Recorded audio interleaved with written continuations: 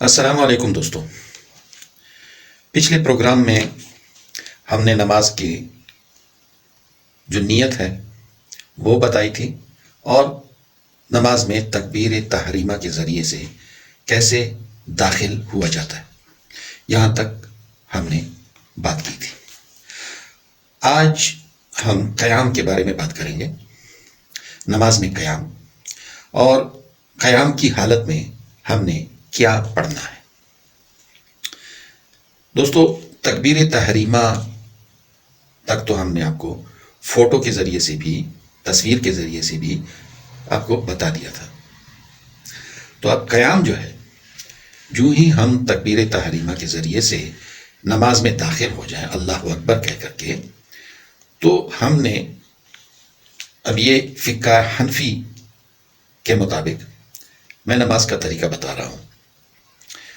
تو آپ نے اپنا جو یہ بایاں ہاتھ ہے اس کو ناف کے نیچے ایسا باندھ لینا ہے. یہ ایسے ناف کے نیچے رکھنا ہے اور پھر یہ جو دایاں ہاتھ ہے دایاں، یہ اس کی یہ 3 انگلیاں جو ہیں یہ ایسے یہ جو ہیں یہ آپ نے اپنے کلائی پہ سیدھی رکھنی ہے، یعنی ہاتھ پہ آپ نے سیدھی رکھنی ہے.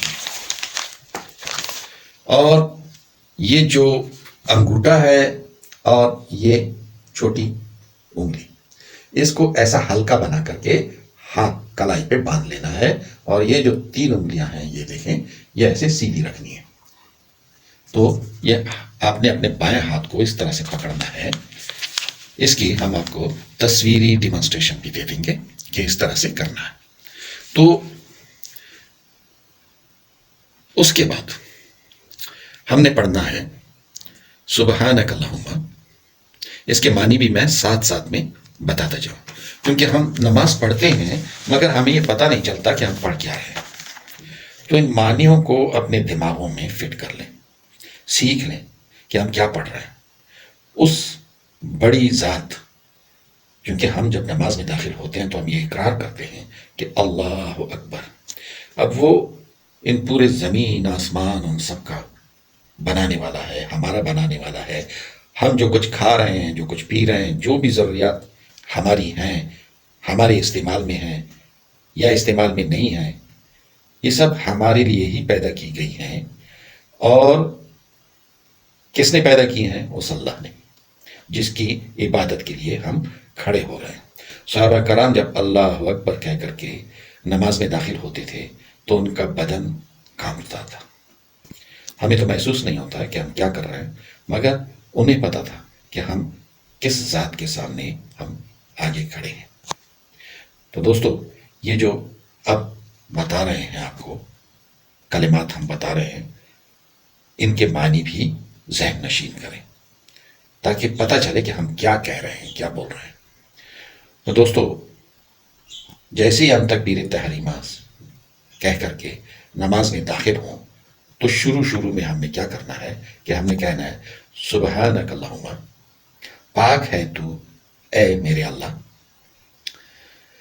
وبحمدک، میں تیری حمد کرتا ہوں، میں تیری تعریف کرتا ہوں، وتبارک اسمک،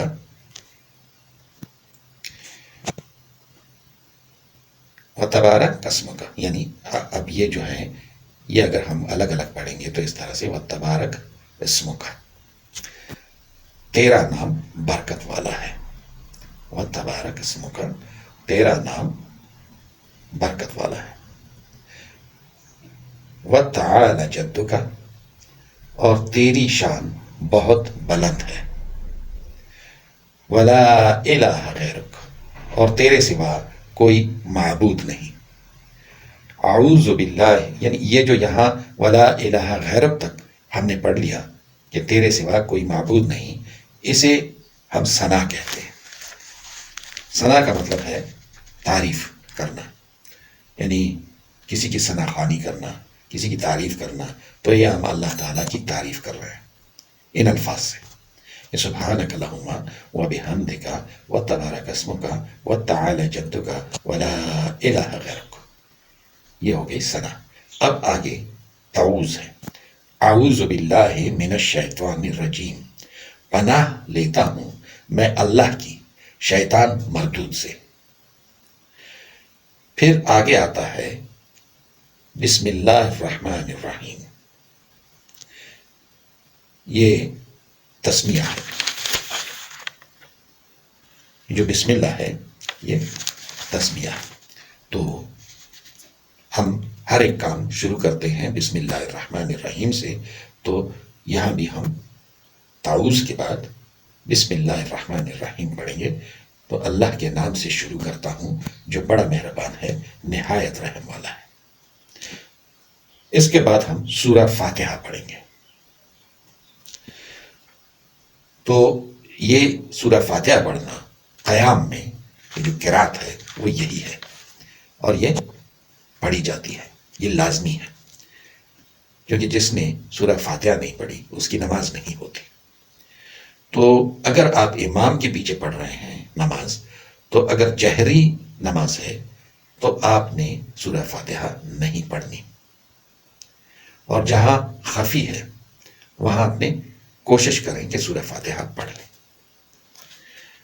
اور اگر آپ خود انفرادی طور پہ سورہ فاتحہ یعنی نماز پڑھ رہے ہیں تو آپ نے سورہ فاتحہ پڑھنی ہے، ہر رکعت میں پڑھنی ہے۔ تو سورہ فاتحہ پڑھتے ہیں۔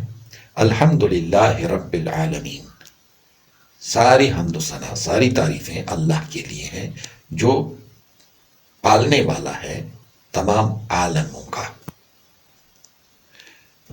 الرحمن الرحیم، جو بڑا مہربان ہے، نہایت رحم والا ہے۔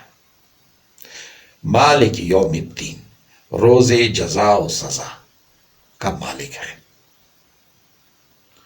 ایاک نعبد و ایاک نستعین، میں تیری ہی عبادت کرتا ہوں یا ہم تیری ہی عبادت کرتے ہیں، اور تجھ ہی سے مدد مانگتا ہوں یا تجھ ہی سے مدد مانگتے ہیں۔ اہدنا الصراط المستقیم، دکھا ہمیں سیدھا رستہ۔ صراط الذین انعمت علیہم، رستہ ان لوگوں کا جن پر انعام کیا تو نے۔ غیر المغضوب، نہ ہوا غصہ ان پر، ولا الضالین، اور نہ وہ گمراہی میں پڑے۔ یعنی جن لوگوں پہ غصہ ہوا ہے وہ بظاہر تو یہ ہے کہ یہود ہیں، اور جو گمراہی میں پڑے ہیں وہ بظاہر ہم عیسائیوں کی طرف ہم اشارہ کرتے ہیں، مگر ہم لوگوں میں بھی بہت سارے ایسے ہیں جو ہدایت کے راستے پہ نہیں ہیں، تو ان پہ غضب بھی ہے اللہ کا، اور غضب ایک طرح سے نہیں ہوتا ہے، ہزار طریقے سے ہوتا ہے، اور گمراہی میں پڑنے کا یہی ہے کہ وہ راستے سے بھٹک جاتے ہیں۔ تو یہ پڑھ کر کے یعنی الحمدللہ رب العالمین الرحمن الرحیم مالک یوم الدین ایاک نعبد و ایاک نستعین اہدنا الصراط المستقیم صراط الذین انعمت علیہم غیر المغضوب علیہم ولا الضالین، آمین۔ یہ ہم نے پڑھنا ہے۔ اور اس کے بعد سنت نمازوں میں تو اگر وہ 2 رکعت کی ہیں، 4 رکعت کی ہیں، ان ساروں میں سورت، ایک مکمل سورت یا پھر سورت کا یا کسی بھی قرآن پاک کی یہ تواتر سے وہ آیتیں ہوں تو کم از کم 3 آیات چھوٹی، 3 آیات پڑھنی ہے، یا پھر ایک بڑی اتنی آیت کہ وہ 3 چھوٹی آیتوں کے برابر ہو، یہ ہم نے پڑھنی ہے۔ تو اکثر ہم لوگ جو ہیں وہ چھوٹی صورتوں کا انتخاب کرتے ہیں، اور اکثر گھروں میں قل هو اللہ احد اللہ الصمد لم یلد ولم یولد ولم یکن لہ کفوا احد، یہ ہم پڑھتے ہیں۔ نہیں تو قرآن پاک کی کسی بھی جگہ سے آیت آپ پڑھ سکتے ہیں، ایک بڑی آیت جیسے آیت الکرسی ہو گئی، یا پھر 3 چھوٹی آیتیں، وہ ہم پڑھ سکتے ہیں، نہیں تو ہم ایک مکمل صورت بھی پڑھ سکتے ہیں۔ تو دوستو، یہ جو قل هو اللہ احد، اللہ الصمد، لم یلد ولم یولد ولم یکن لہ کفوا احد، اس کا ہے کہ کہہ دو کہ اللہ ایک ہے، قل هو اللہ احد، اللہ الصمد، اللہ بے نیاز ہے، اسے کسی کی بھی پرواہ نہیں ہے، لم یلد ولم یولد، نہ وہ کسی سے جنا گیا اور نہ اس سے کوئی جنے گا، یعنی نہ وہ کسی سے پیدا ہوا اور نہ اس سے کوئی، یعنی اس کی کوئی اولاد نہیں، نہ وہ کسی کی اولاد ہے نہ اس کی کوئی اولاد ہے۔ وَلَمْ يَكُنْ لَهُ كُفُوًا أَحَدٌ، اور کوئی بھی کسی بھی معاملے میں اس کی ہمسری برابری نہیں کر سکتا، یعنی وہ کل ہے، علم میں بھی کل ہے، حکمت میں بھی کل ہے، طب میں بھی کل ہے، اور وہ ہماری مشکلیں آسان کرنے میں بھی کل ہے، خزانے اس کے پاس ہیں سارے، یعنی ہر چیز میں وہ کل ہے اور اس کے پاس کسی چیز کی کمی نہیں ہے، اور کوئی بھی اس کی مخلوق جو بھی ہے وہ اس ذات کی برابری نہیں کر سکتی کسی بھی معاملے میں۔ آپ سوچیں جو بھی معاملہ ہو اس میں اس کی برابری نہیں کر سکتی۔ تو یہ جو یہاں تک ہمارا قیام، یہ قیام میں ہم یہاں تک پڑھتے ہیں، اس کے بعد پھر ہم رکوع میں جاتے ہیں۔